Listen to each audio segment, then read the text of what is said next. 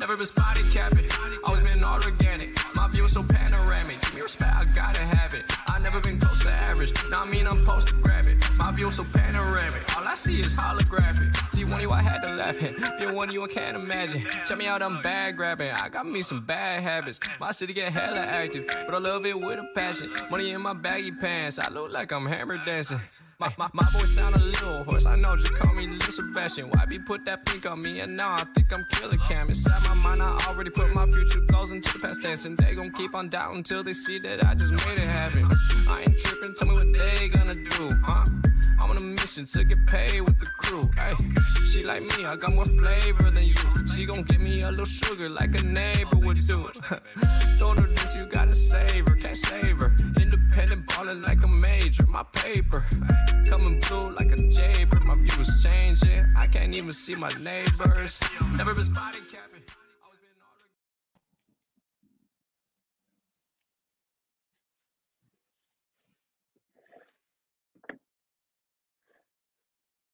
We can't hear you at all, Sunny.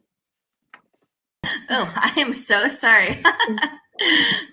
Okay, well, to restart, welcome to the Philadelphia Asian American Film Festival live stream. My name is Sunny Huang, and I'm a volunteer programmer. I'll be moderating today's filmmaker Q&A with the creators featured in Va, The Space Between Us, the Native Hawaiian Pacific Islander short showcase that we host every year. And so we'll be taking audience questions, so make sure to type your audience questions into the comment section. So let's go around the virtual room and have everyone introduce themselves and their film. Can we start with Camille? Hi, my name is Camille Mixang, and I am the director of the Vahine, which is a 15-minute short film that portrays the encounter between a Tahitian dancer and a young deaf boy. Thank you, Camille. And You're Valeria? welcome. Hi, my name is Valeria Galavina, and I'm the director of Mahialeo o Te Aloha, which is a short documentary looking into the life of a Tokelauan family, Mele Navito, living in Wellington, New Zealand. Oh, thank you, Camille and Valeria, for joining us today. We're really excited to have you. And I wanted to preface my questions by explaining to the audience that this Q&A is for Va, The Space Between Us short showcase. And to explain what Va as a concept is, it's a Tongan and Samoan concept that is a space between, the betweenness, not empty space, not the space that separates, but space that relates, that holds separate entities and things together in the unity that is all. And that is a quote from the Samoan scholar and writer Tuaopepe Wendt. It might be a little bit difficult to understand for more U.S. audiences, but we hope through this Q&A that this concept and the films that really beautifully embody this concept can explain this concept more for our U.S. audiences and any other audiences who may be tuning in. So I was wondering, we were wondering, what inspired your films? You want to go first? You can go first. Okay, sure. Yeah, I always start by sort of saying that the main inspiration came from the family itself. You know, when I met Mele and Avito just over 2 years ago, and, you know, they invited me to their home, I got to meet them, I got to meet their family, I got to get to know them and their story and the reasons for them, you know, living Tokelau and moving to New Zealand. And I thought that that story deserves to be told, because for on one side, that's not something I heard about. I mean, Tokelau wasn't really a place in my map. You know, I really wanted to dig in, but I also knew that there is a value for sharing this story, not only with New Zealand audiences, but also with, you know, people outside of New Zealand. And I just thought that it's just such a moving, beautiful linguistically, culturally, just their family history that I saw could connect people around the world, and get you experience something very different to your own culture perhaps, but you would leave the film feeling like you've become their friend. I think that was the inspiration for me and the rest of the crew. Oh, thank you, Valerie. Yeah, I think through your film, we really did become friends with your family. And Camille? The inspiration behind the story of the Vahine was definitely the feeling of alienation that I felt amongst the Tahitian community that I was spending a lot of time with, together with the deaf community that I was growing spending time with also. Both communities really were painting difficulties to connect with audiences, or just like people without them being audiences, just people being completely out of their conscious bubble, like a relatable bubble. And I guess the inspiration came also from the Va, this space that they had completely in common, which was the nonverbal communication. And so together, the Va, the alienation, from that birth this desire to paint them in an intelligible way, so each culture could be an entry point towards the other. So this space that they had, in between, in common, not the space that was separating them, but on the very contrary, the space that was uniting them, and and that they had in common could be seen to the uneducated eye. So that's beautiful. All those three things together, yes. Oh, that's beautiful, Camille. And we were wondering, what is about how did Camille touched upon this in her answer, and we were wondering from both of you, how did you explore and re-envision space, or Va, in your films?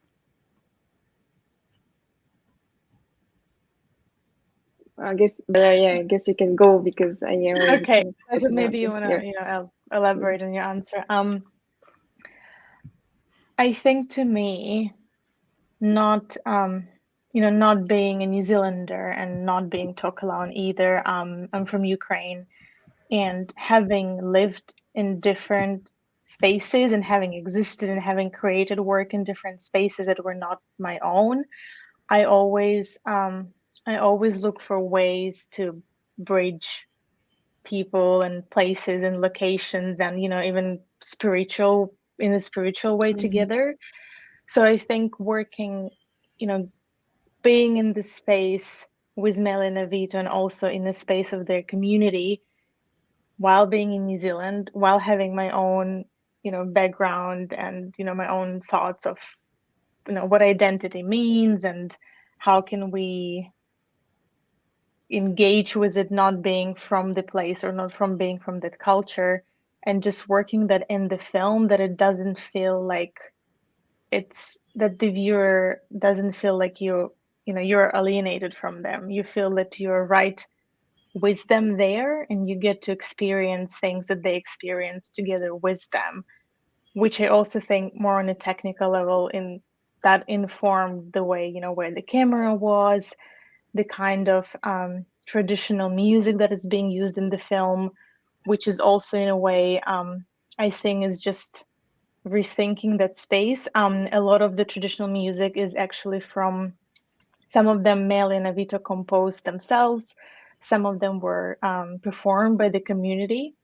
So I was just trying to think, how can we engage some of these elements in the film, that it's rooted in a lot of specificity for Tokelau culture, but it also touches on universal themes of what it means to be dislocated, what it means to belong, the parents' love for children and sacrifices that parents and people do, which I also think, after watching Camille's film, I was thinking the same, especially for the long performing scene, the dancing scene, that merges so many elements together.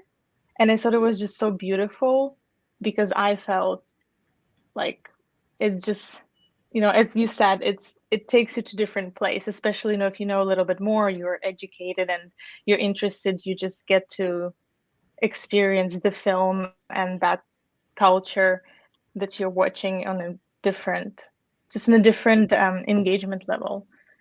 Yeah. Wow. And Camille? Sorry. No, Too no, long. no. Please. No, please. That was great.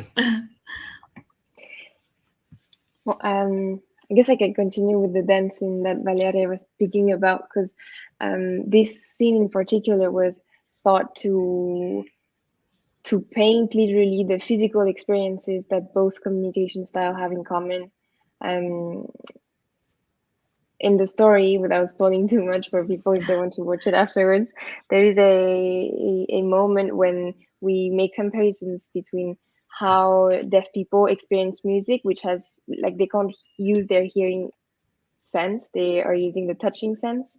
So they for example remove their shoes, or they put their hands everywhere where the vibrations can be felt, so they can literally physically experience the music. And dancers do pretty much the exact same thing. Even if they're using their hearing sense, they are also using their entire body to capture the music, the pehes that are the Tahitian drummings, and they're literally capturing it inside of their bodies to transform them and then release them back into the world, which is if you think about it, a very poetic way to experience music. And both communities that in appearance seem like they have nothing in common, they don't have very much like overlapping areas in the way they communicate or they experience the world. Where at that moment, the space was maybe not revisited, but just like we try to put an emphasis on this invisible and intangible territory that they do have in common.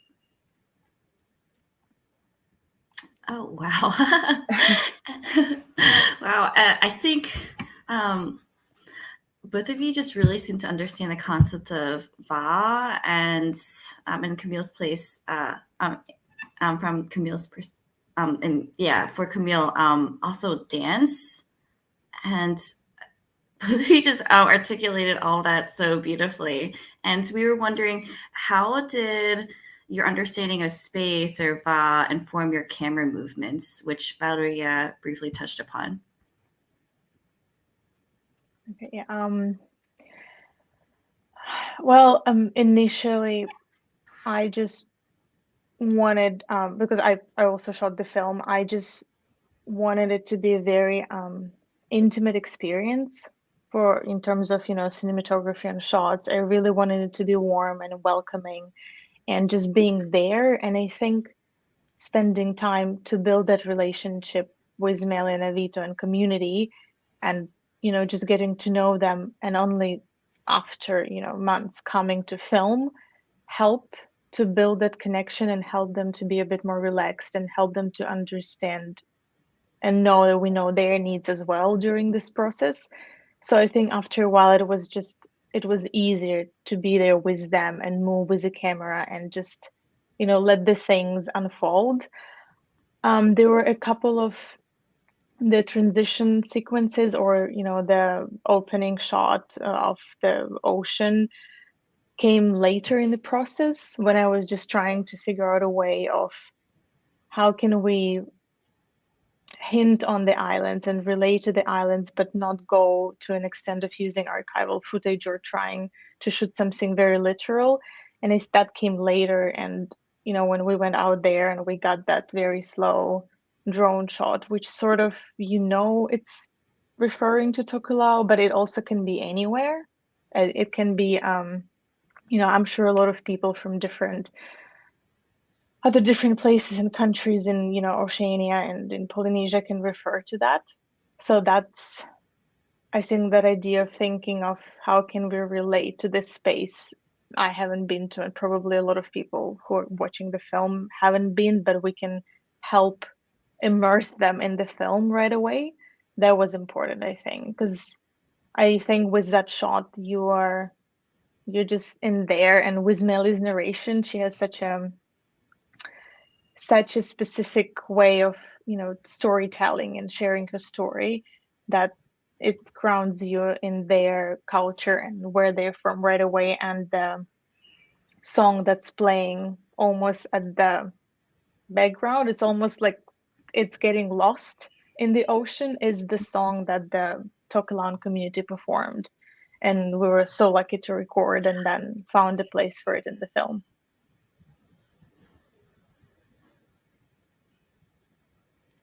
Oh, and Camille? And this was such a deep answer. I think in my case, it's going to be a bit less of a grander answer, because the movie is pretty much shot in one location. Everything happens in one place, which is a bar, and we are basically living the story from two different perspectives. The first half is from the Vahine's perspective, and then the second half is from the Deaf Boy's perspective. And so the space was interesting because the entering shot is intended to make you feel like, so you're living the story, and then we rewind, and then we're making you live the story, but from a different angle. Like, you see, we can't catch everything. The intention of using the space like that was to underline the fact, basically, we think we know, but we never know. It's an invitation to look again, but look closer. So that's the reason why we decided to set the story in this very closed environment where, we all go into bars, or we all go into very small parties or places where we could basically relive this kind of an experiment later in our lives, or maybe look back onto something that happened in our lives before, the day, the week before, the month. Invitation to do the same thing in our everyday lives. Yeah, it's both of your films capture your subjects in sometimes vulnerable moments, and even in such closed spaces, like Camille was saying, it's like it is a vulnerable and intimate space. And as Valeria was saying, just making sure that the people or the characters or the subjects are comfortable is very big and significant and important. So we were wondering, how did you build the community and the comfort and the trust that allowed you to shoot in such a manner? I think being vulnerable yourself is a big part of building any relationship, but also, for filmmaking as a filmmakers. From my side, it was just so nice to share a lot about my own culture with Melly. And I think that little by little is just build a relationship. We become friends. They are my family over there. I mean, the closest people I've got to meet and have a bond with in New Zealand. So I think that helped a lot. And then also being very mindful and respectful that they're also part of the community. And, if you're doing a film with one Tokelau family, you're also doing a film with the community. So we try to make sure that we can incorporate a community in the film. We went, me and our sound person Cameron and our producer Neve, quite a lot to the Tokelau hall, and we just spent time with them. I don't know, playing dominoes, making food, just listening to their stories. And I think that just sort of build that trust and the understanding that they can also come to us and ask anything with relationship to the film. And, questions like what's going to happen were asked. So it was important that they just know the process, where it's going, but also what can be done with the film, because they wanted to make sure that they can see it, which of course we did a screening for them, that they can talk about it and they can just share it within their families and their networks. Yeah. Oh, wow. Yeah, So go on. Go on. No, please, Sunny, please ask your question. No, it's okay. I'll follow up in the next follow-up question. I just wanted to say, yeah, the trust is like the founding stone of every good working relationship. And in my case, I felt that making the people from both communities understand the intentions was key. Vulnerability is one thing, undeniably, you're so right, Valeria. And then together with that, making them understand the why, the very deep inner why you see them and why you want to make them be seen by other people and why it matters, like the really core reasons, like the core intentions behind every one of your creative endeavors was basically what kept everybody on board. It mattered to them, but to everybody, even if at first they didn't feel they could relate to the other person in the crew or in the other community. And then after 3 days of shooting, you realize that we're pretty much the same. Like the intentions and the things you suspected at the beginning were completely blooming over the every minute of the shoot. So before that, yeah, keeping them on board by being extremely clear about your intentions and your inner why, I felt. Mm-hmm. Yeah, intentions are so important, and yeah, being direct and upfront with expectations and also listening is also important. Yeah, I just we felt that there was just so much love poured into these films from the community, so we just wanted to comment about that. It just seemed like, for example, I mean, compared to Hollywood mainstream films, there was just so much love that we could feel it on our screens. So thank you for your work with that. We're also wondering, how did you find joy or healing, meaning in your films? Would you like to go first? What? So the question is, how do we find joy in the process of making the film? No, wait, no. Yeah. How did you find joy and meaning in your film? In the filmmaking process or watching your film? Feel free to, yeah. I guess it's the connection that you feel. So on the shoot, for example, a big part of the filming crew came from France and didn't know anything about the Pacific or deaf people. Nothing at all. Deaf culture, deaf people, the deaf country, as we call it. They had no idea whatsoever what the depths of this culture really was. They were not even using the right terms to address them or to speak about them. It was something completely unknown to them. And at the same time, the Pacific Ocean, except for the beautiful pictures of the vahine, the postcard vahine, they didn't have much awareness about this at all. And they came with the intention of making beautiful images. In the end, there was this moment that was so crazy after the first day of shoot. So the shoot lasted 3 days. After the first day of shoot, obviously I was running all over. Like I couldn't really pay attention properly to everyone until the end of the day.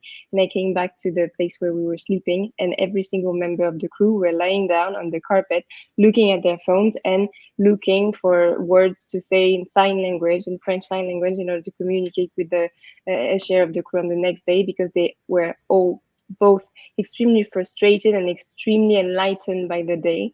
Extremely frustrated because they couldn't communicate with them, and at the same time extremely enlightened because they like the encounter blew their minds, and they were the deaf community that was on set was so open and so desiring to communicate with them, talk to them, and to teach them things, that they were so eager. The crew was so eager to learn in order to create connection on set.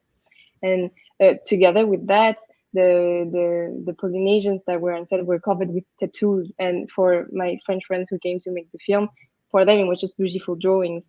But at the end of the shoot, we have footage of my Polynesian friend taking off his shirt and showing his legs and teaching them. So this tattoo has this meaning and that, and so the connection that the work together created just on set was unbelievable. And then all that came together, well, resembled very much what happened on set. But the joy comes from the connection, was definitely that burst from the project. Oh, that's lovely. Yeah, I mean, I agree. Absolutely, the connection and just the joy of being there. I don't think there was a day, even after some, not especially with documentaries, it's hard. Some things don't work the way you want or in the moment. You're not always ready or prepared to do it. But I don't think there was ever a day then, driving back home from filming with the community in Mali that you would not feel just this sense of gratefulness just for spending time with them. I think it went beyond of making the project or figuring out a way. It's, of course, it's an important story that everyone wanted to tell and share, but I think that gave us just this opportunity to get to know these people and build relationships with them. And the crew, we also become friends with our translator Nive from the community, who helped us a lot in the edit suite. And she was just so also involved, and she wanted to make sure that everything that we decided to do was working. And I've always joked saying that her and Melly could totally be film producers, just with the amount of power and passion that they can put people together or figure out a way to do something, because they would always ask, what do you, is this working, is this not working, we can think of something. So that just that collaborative process as well. I think because I think the first time you asked the question, you mentioned healing. I think to me, just when we screened the film for the community, that was very nerve-wracking, but just seeing the reaction from the people, and of course you hope that people would like it, or they would think you've done a good job or whatever, and you've the way you incorporated their culture. But after we screened it at the hall, people just started standing up and sharing their story of relocation from Tokelau or something related, and I just thought that was so powerful. And a lot of people said that, thank you, we see why it's important and why shouldn't we be afraid to tell our stories, because it just created this wonderful experience, and it got us to exchange our own stories. Yeah. Oh, wow. And as filmmakers who come from outside of the community, how would you recommend or advise people who are also looking to create films about and with other communities to do their work and to create such meaningful and powerful films?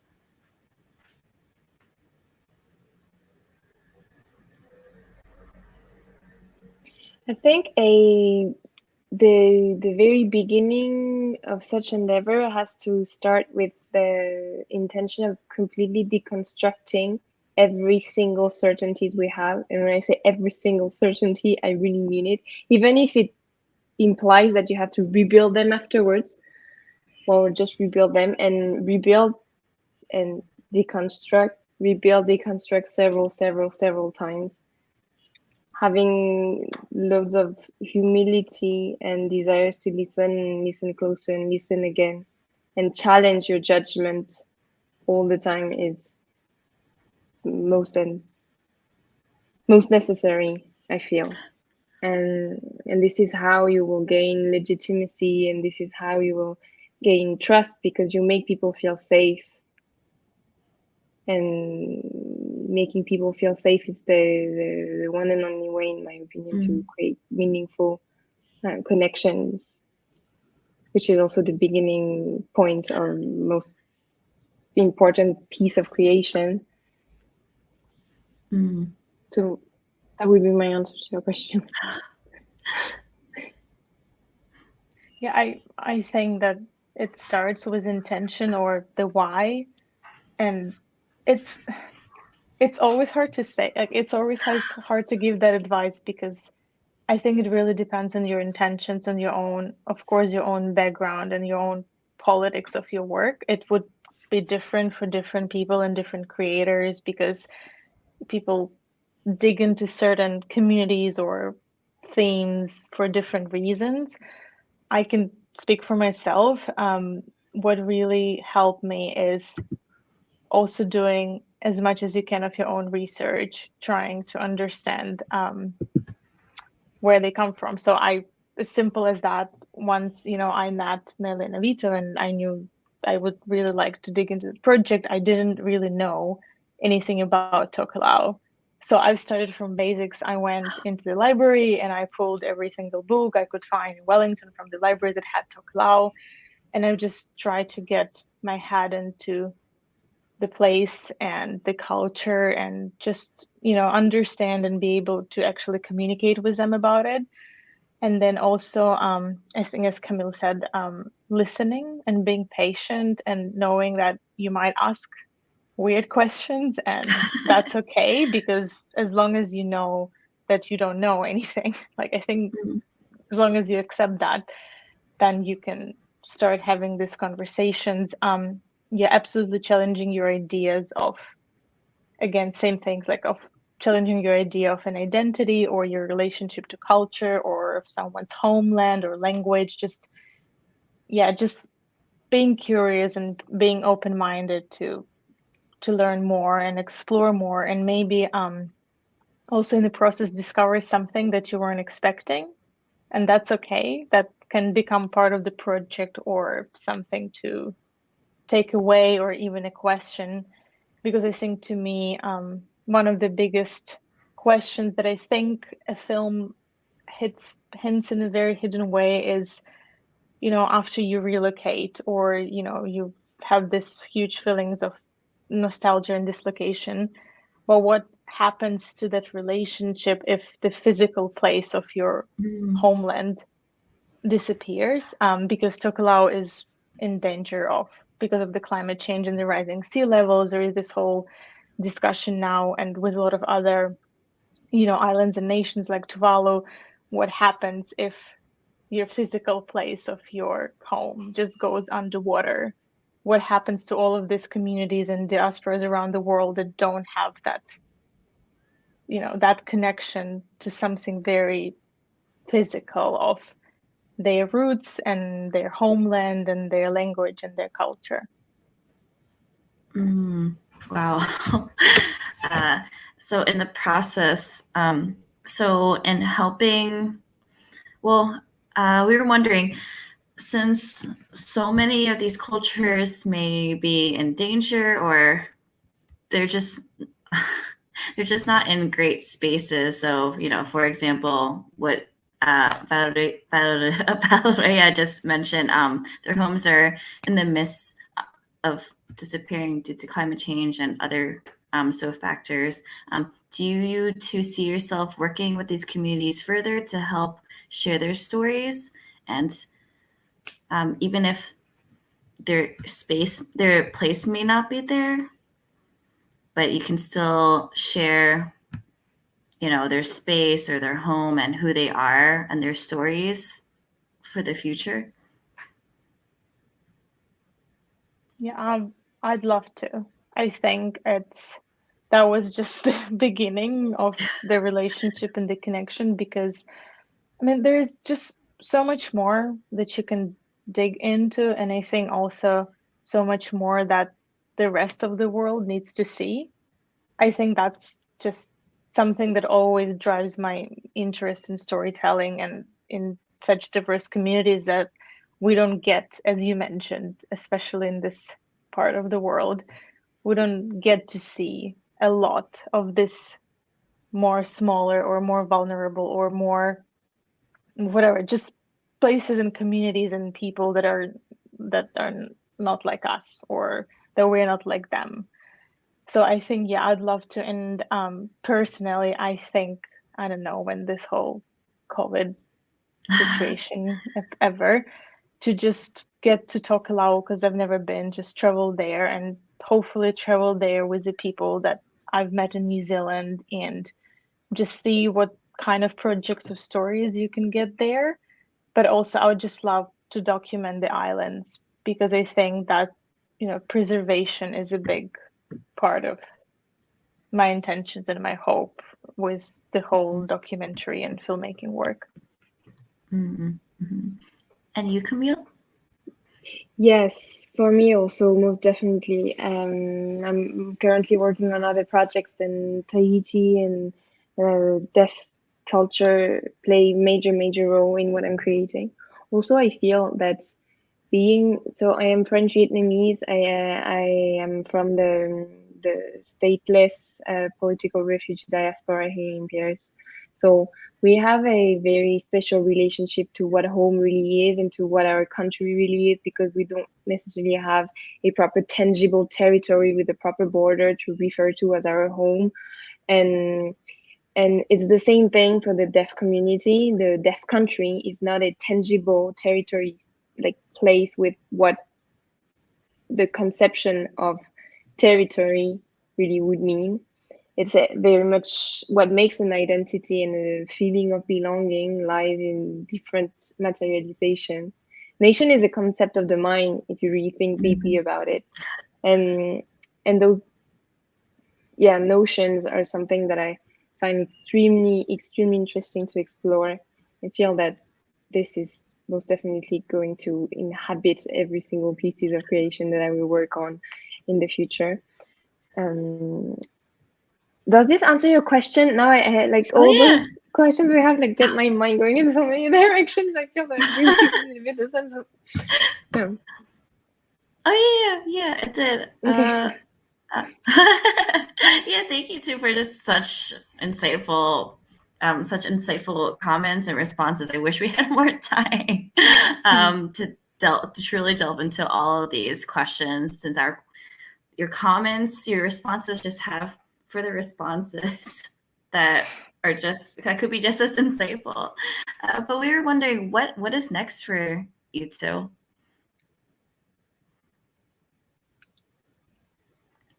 Any filmmaking projects, passion projects, work you hope? Yeah. I just recently finished a music video, again with Tahitian dancing, and this time it has opera in it, opera singing, and also French Sign Language. I'm trying to make a parallel between the ancient myth of Polynesia and the Greek myth that we are a bit more familiar with here in Europe. And it's a short music video of 5 minutes ish, and extremely powerful. I hope we'll see. I just finished shooting it, so now I'm in the editing process, and yeah, so I'm working on that, and hopefully I will still be working on many other projects involving Tahitian dancing and the Pacific in the very near future. Yeah, your film sounds wonderful. What struck me about your film, Camille, is how you really understood what dance was. So, and you made a connection to through dance, you made a connection between two communities that people would think are unrelated. And I found that to be, wow. There are just so many possibilities in the world. So we look forward to hearing how you connect Polynesian dancing with opera. And you, Valeria? I've been a little bit more diving into just working as cinematographer. I quite like that. So I've done different short little projects. I'd definitely love to do more of work as a cinematographer in someone else's documentaries as well. So I'm just been networking and trying to meet people, because it's a bit of a different space to be working with someone documentaries. You really want to make sure that people and your teams align and are the right people for the project. I'm also diving a little bit more into editing, which I have a love-hate relationship with. So yeah, but one of the projects that I'm involved with, it deals with a Cambodian family that had to flee Cambodia during Khmer Rouge to the United States, and it's sort of looking back at that time period in Cambodia's history, and also touches on similar themes that I've explored in my own work. Yeah, so just more work with different projects, trying to figure out how to do more of a how to be involved more of in the projects or productions or anything where there are different people and creators from different parts of the world. Mm-hmm. So since our time is winding down, this will be our last question. We were wondering, who do you hope your films speak to? So this film that both of you, so Our Love and the Vahini, and your future work, who do you hope your films speak to?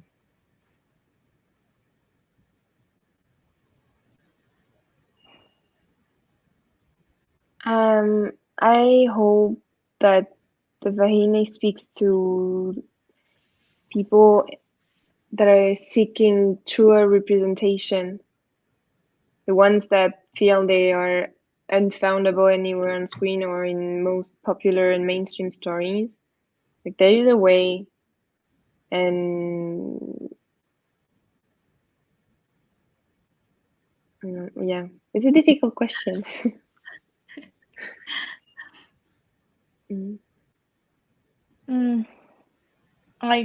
I hope that it speaks to many and diverse Pacifica communities around the world, not only in New Zealand or in that part of the world, that it also speaks to people or communities that might feel that they're not seen, just as a way of saying, no, I think you are seen, and there is a way, to even get your story and your message out there.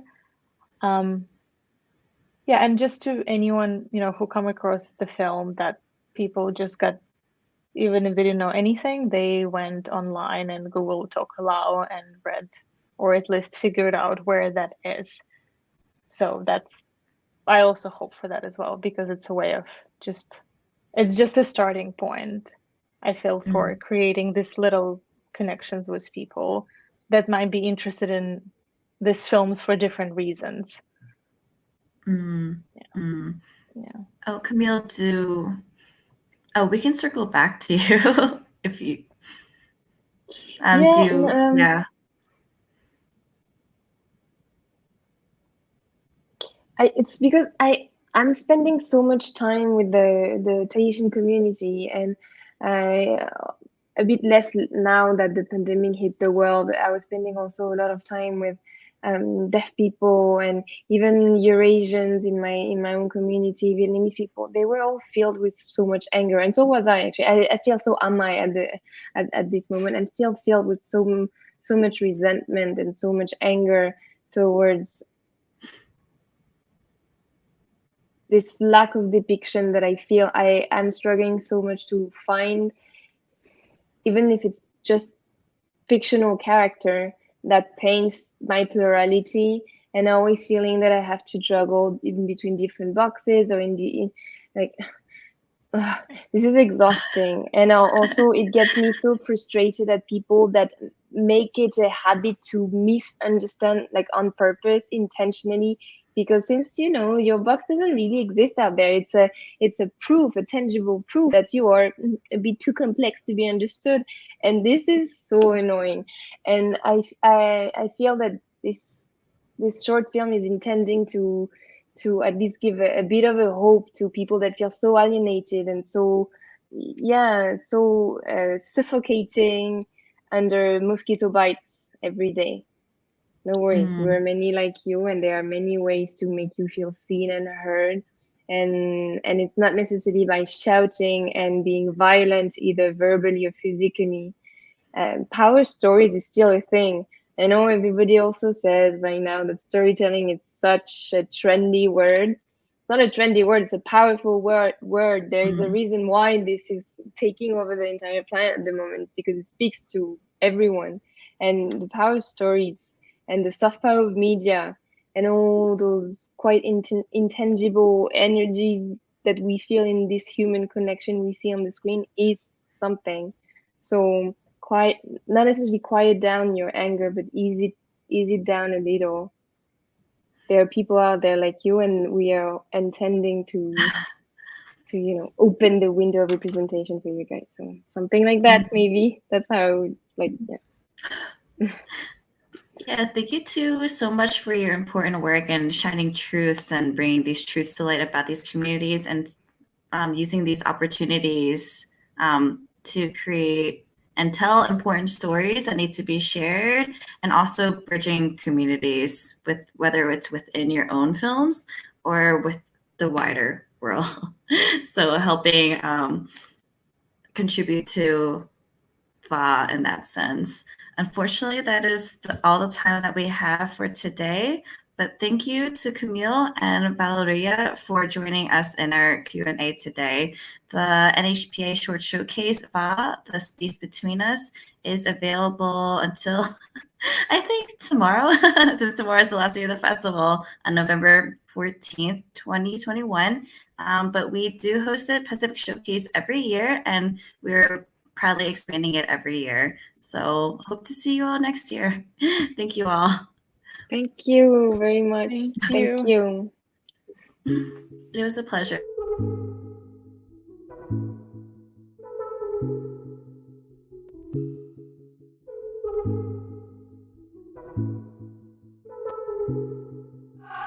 I'm feeling young, uninterrupted. I'll pave my way. I'm in touch with nature, interpret every little thing that I say. I'm feeling cold and unashamed. Pipe dreams got me feeling lonely. Need an escape.